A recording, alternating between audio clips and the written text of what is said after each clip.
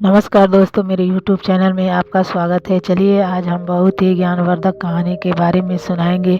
तो दोस्तों, एक नगर में एक महान बौद्ध भिक्षु रहा करते थे। बहुत ज्ञानी थे और बहुत ही शांत स्वभाव के थे। एक बार की बात है, वह बौद्ध भिक्षु नगर वासियों को उपदेश दे रहे थे और बौद्ध भिक्षु से कह रहे थे कि शब्दों को बदलने की शक्ति को पहचानो, अपने शब्दों से जीवन बदलो।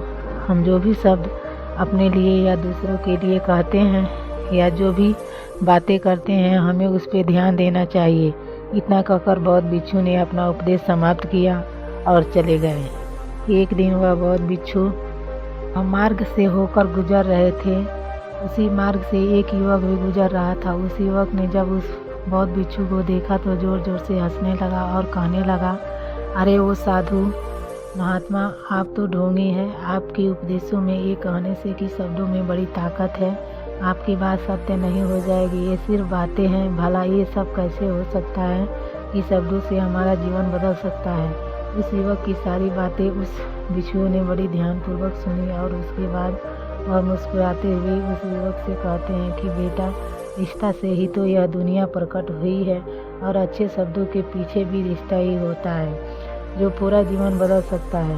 वह बौद्ध भिक्षु उस युवक से कहते हैं कि देखो, मैं अपने अनुभव से बता रहा हूँ। यदि तुम्हें यकीन नहीं है तो तुम इसे खुद आजमा कर देख सकते हो। उन बौद्ध भिक्षु की यह बात सुनकर थोड़ा सा गंभीर हो गया। उसने काफ़ी देर सोच विचार किया और उसके बाद बौद्ध भिक्षु से कहता है, ये गुरुवर, अगर ऐसी बात है तो मेरे साथ चलिए। मेरा छोटा भाई, जिसकी उम्र लगभग 25 वर्ष है, उसे ना जाने क्या हुआ है। वह लगभग 3 वर्षों से कुछ भी नहीं करता, बस सोया रहता है। दिन भर बहुत कुछ न कुछ सोचता रहता है। उसकी यह हालत देखकर हम सब बहुत परेशान हैं। माता पिता भी बहुत चिंतित रहते हैं। हम सब ने कई तरीके अपनाए हैं, अनेक योजनाएं अपनाए हैं, लेकिन कुछ भी काम नहीं कर रहा है। हमने कई बार उससे बात करने की कोशिश की, लेकिन वह हमसे कुछ भी नहीं कहता। परिवार का हर एक सदस्य हर तरह से थक चुका है, हार चुका है। आखिर वह क्या करना चाहता है, किसी को कुछ नहीं पता। तो हमारे शब्दों से उसका जीवन क्यों नहीं बदला? जैसा कि आप कह रहे हैं कि सब सचमुच जीवन बदल सकता है, तो क्या आप मेरी मदद करेंगे? इस पर बौद्ध भिक्षु मुस्कुराते हुए उस युवक से कहते हैं कि और युवक के साथ चल पड़ते हैं। वह उन बौद्ध भिक्षु को एक खेत में ले जाता है और अपने भाई की तरफ इशारा करता है, हे गुरुवर, यही मेरा भाई है जो पूरे गांव में आलस और मक्कारी है। आप कहते हैं कि शब्दों में वह शक्ति है जो हमारा जीवन बदल सकता है, तो क्या आपका शब्द इसका जीवन बदल सकते हैं? अगर यह सत्य है तो आप इसका जीवन बदल कर दिखाइए। वह बौद्ध भिक्षु इस युवक के भाई की तरफ ध्यानपूर्वक देखा। वह एक पेड़ के नीचे आराम से सो रहा था। जब बौद्ध भिक्षु उस युवक के भाई के पास पहुंचा और आराम से उसके सर पर हाथ फिराते हुए कहते हैं, उठो बेटा, बहुत देर हो चुकी है। ये सोने का समय नहीं है, ये तो जागने का समय है। उन बौद्ध भिक्षु की आवाज़ को सुनकर वह लड़का थोड़ा से आश्चर्य में पड़ गया। आखिर कौन है जो मुझे इतना प्यार से जगा रहा है? वरना सभी गांव वाले हमें आलसी है, मक्कार ही कहते हैं। आखिर कौन है जो मुझे अपनापन दिखा रहा है? उसने अपनी आंखें खोली और आंखें मलते हुए कहा, गुरुवर, आप कौन हैं और आप यहाँ क्यों आए हैं? इस पर बौद्ध भिक्षु उस युवक से कहते हैं, बेटा, ये प्रश्न तो तुमसे करना चाहता हूँ। तुम कौन हो, यही तो तुम्हें जानने की आवश्यकता है। उस बौद्ध भिक्षु की बात को सुनकर वह लड़का जोर से हंस पड़ता है और कहता है, हे गुरुवर, यदि आपको मेरे बारे में जानना है तो जाइए और गांव के किसी भी सदस्य से पूछ लीजिए। आपको पता चल जाएगा कि मैं कौन हूँ। आपसे हर कोई यही कहेगा कि वह आलसी है, मक्कार है, तरह तरह के ताने सुनाएंगे, तरह तरह की बातें कहेंगे। इससे आपको यकीन हो जाएगा कि मैं कौन हूँ और आपको पता भी चल जाएगा। तभी बौद्ध भिक्षु मुस्कुराते हुए उस लड़के से कहते हैं कि सबसे पहले मेरी यह बात सुन लो कि मेहनती इंसान के खुद के शब्द उसको अंदर तक चोट पहुंचाते हैं। इसलिए अपने आप को कोसो मत और अपने शब्दों को सुधारो। और मेरी यह दूसरी बात सुन लो, मैंने अपने गांव वालों से नहीं पूछा कि तुम कौन हो, लेकिन तुमने पूछ रहा हूँ कि तुम कौन हो। लेकिन तुमने तो अपनी आदतें मुझसे बताई। आलस तुम्हारी पहचान नहीं, तुम्हारी आदत हो सकती है, और इंसान नहीं, उसकी आदतें खराब होती है। इसलिए तुम बेटा आलसी और मक्कार नहीं हो, ये तो तुम्हारी आदत है। बस इतनी सी बात है जो गांव वाले नहीं समझ सकती। ये सारी बातें सुनकर वह लड़का थोड़ा सा आश्चर्यचकित रह गया, क्योंकि गांव वाले हमेशा उसे आलसी और मक्कार और तरह तरह के ताने ही सुनाया करते थे। उन बौद्ध भिक्षुओं की यह बात सुनकर उस लड़के की आंखों में आंसू आ गए। वह तुरंत ही दोनों हाथ जोड़कर उन बौद्ध भिक्षु के चरणों में गिर पड़ा और उनसे कहने लगा, आप सत्य कहते हैं, यह मेरी आदत ही है और मैं इस आदत से बहुत परेशान हूँ। मैंने बहुत कोशिश की, लाखों उपाय किए, लेकिन मैं इस अपनी आदत से छुटकारा ना पा सका। इन आदतों से बाहर अपना बहुत आना कठिन है। मैंने कई बार आलस छोड़ने का प्रयास किया, पूरी कोशिश की है, लेकिन कोई लाभ नहीं हुआ। मैं जब भी कोई कार्य करने की कोशिश करता हूँ तो पता नहीं क्यों मेरा मन कहीं और भागने लगता है। मेरा दिमाग किसी और दिशा में काम करने लगता है और मैं उस काम पर ध्यान ही नहीं देता।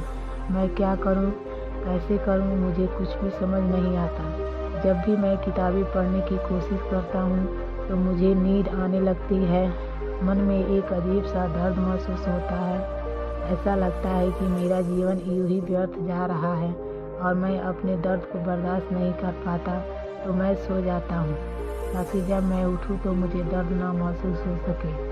और अब तो मुझे यह भी यकीन हो चुका है कि मैं इन आदतों से नहीं निकल सकता।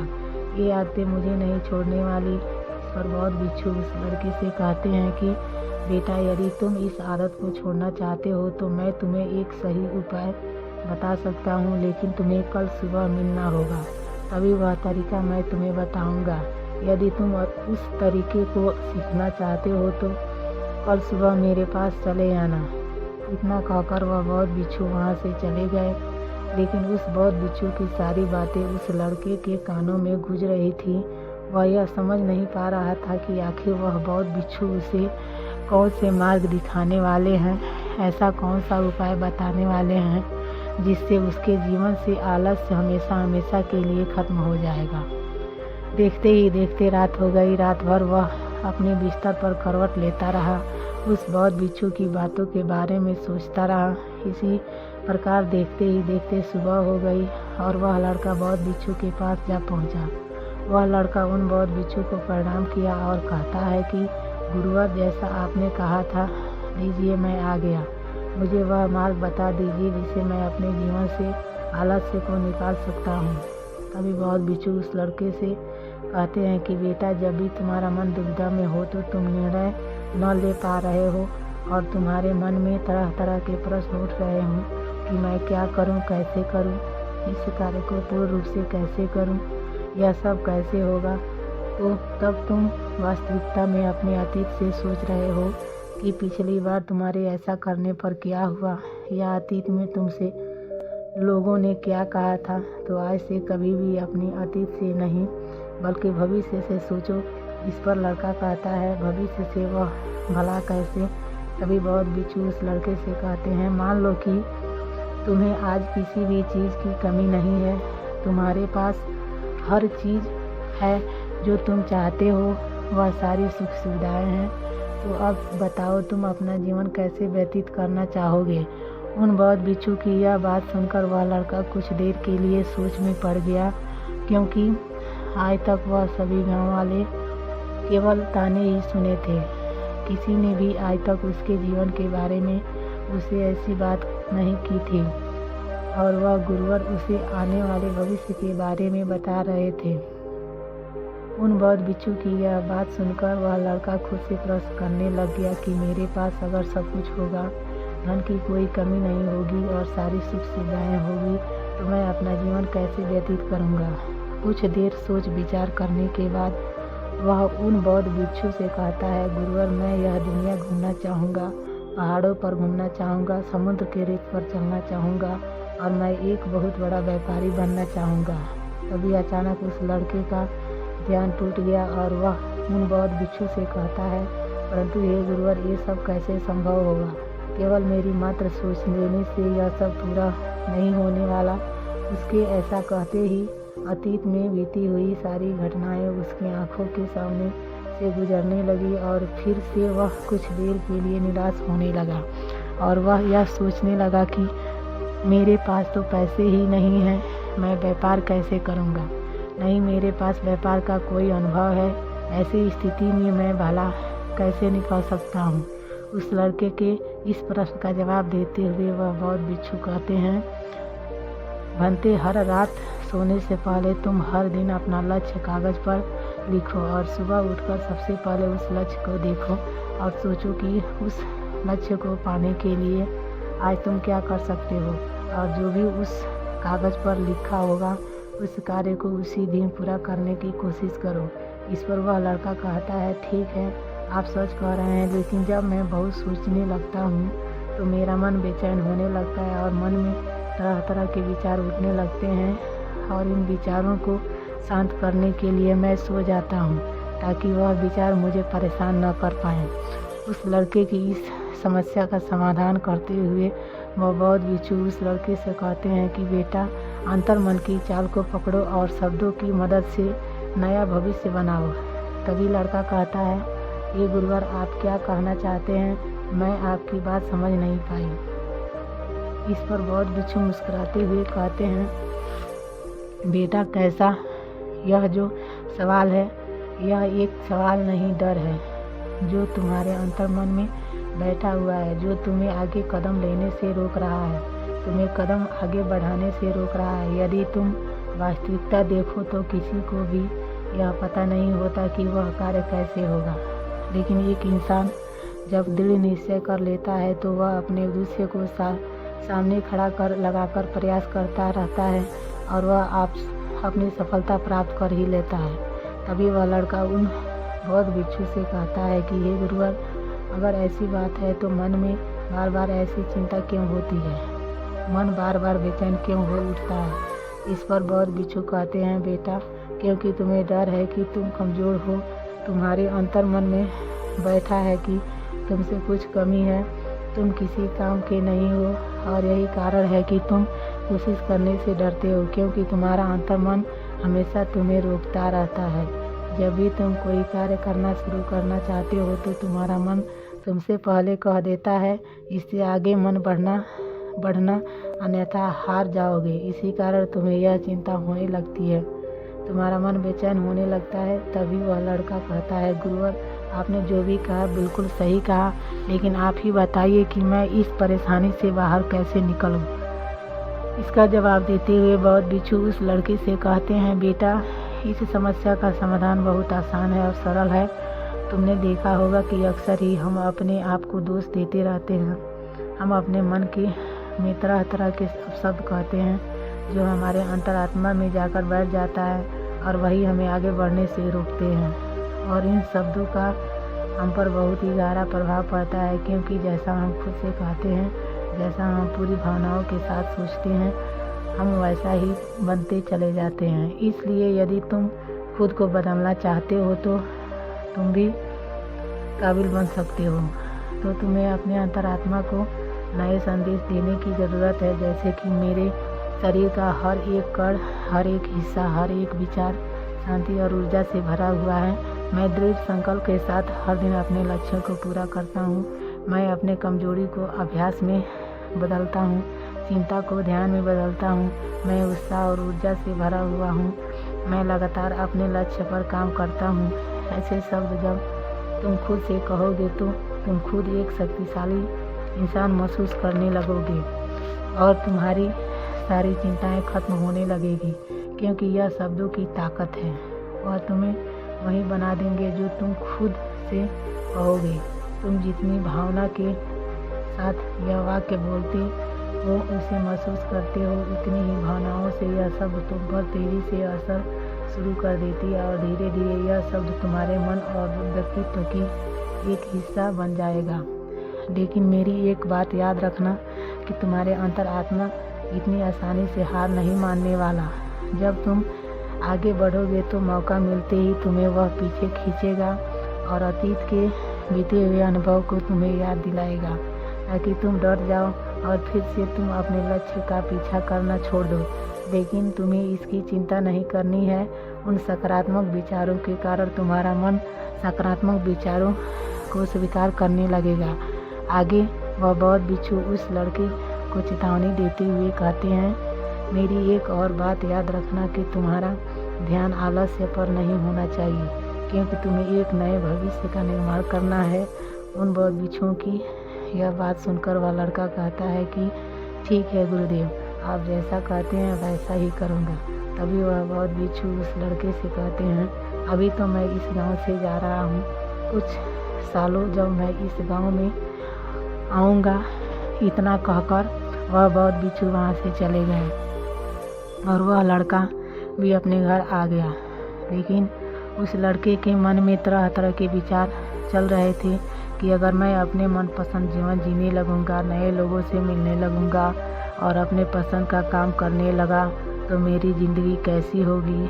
वह बौद्ध भिक्षु की बातें सोचकर अपने लक्ष्य को एक कागज़ पर लिखा और अगली सुबह जब उसकी नींद से जागा तो वह कागज़ पर लिखी हुई लक्ष्य को एक बार दोहराया। उसके बाद कुछ देर के लिए शांत हो गया।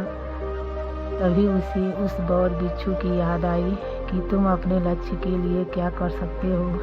उसने खुद से प्रश्न किया कि मैं अपने लक्ष्य को प्राप्त करने के लिए क्या कर सकता हूँ। तभी उसे उस पेपर पर ध्यान दिया और पेपर पर लिखा था कि मैं बाज़ार जाता हूँ और लोग व्यापार करने की कौन सी चीज़ें, कौन सी सामान लेकर आते हैं, मैं उन चीज़ों को देखता हूँ, उन चीज़ों से को ख़रीदता हूँ। उसके बाद वह पेपर पढ़ने के बाद वह तुरंत बाज़ार चला गया। वह अलग अलग दुकानों पर बैठा, लेकिन उसे कुछ समझ नहीं आ रहा था। अलग अलग व्यापार कर रहे थे, अलग अलग की चीज़ें और सामान ले रहे थे और किसी ने उसकी कोई मदद नहीं की। वह बहुत उदास हो गया और निराश होकर घर लौट आया।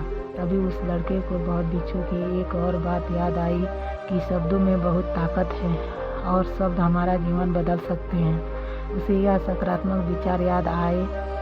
वह उन्हें सुबह शाम दोहराने लगा। अब से वह हर दिन ऐसा ही करता। देखते ही देखते 1 महीना बीत चुका था, लेकिन अब तक उसके जीवन में कोई बदलाव नहीं आया था। अब वह लड़का यह सोचकर निराश होने लगा था कि उसके जीवन में तो कुछ भी नहीं परिवर्तन हो रहा है। लेकिन 1 महीने के बाद वह महसूस कर रहा था कि वह पहले से ज़्यादा उसका दिमाग अच्छी तरह से सोच रहा था। वह पहले से ज़्यादा चलने फिरने लगा था। धीरे धीरे उसे समझ आने लगा कि जो लोग आगे बढ़ते हैं, महान काम करते हैं, उनकी सोच में कितना अंतर होता है।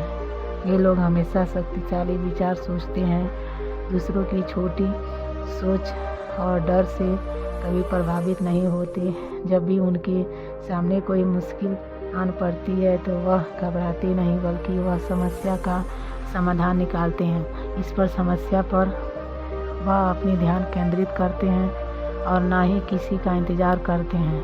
वह खुद पर विश्वास करते हैं और तुरंत ही कदम आगे बढ़ाते हैं। जब उस लड़के को सारी बातें समझ आने लगी तो उसने भी अपनी धीरे धीरे कदम आगे बढ़ाने शुरू कर दिए।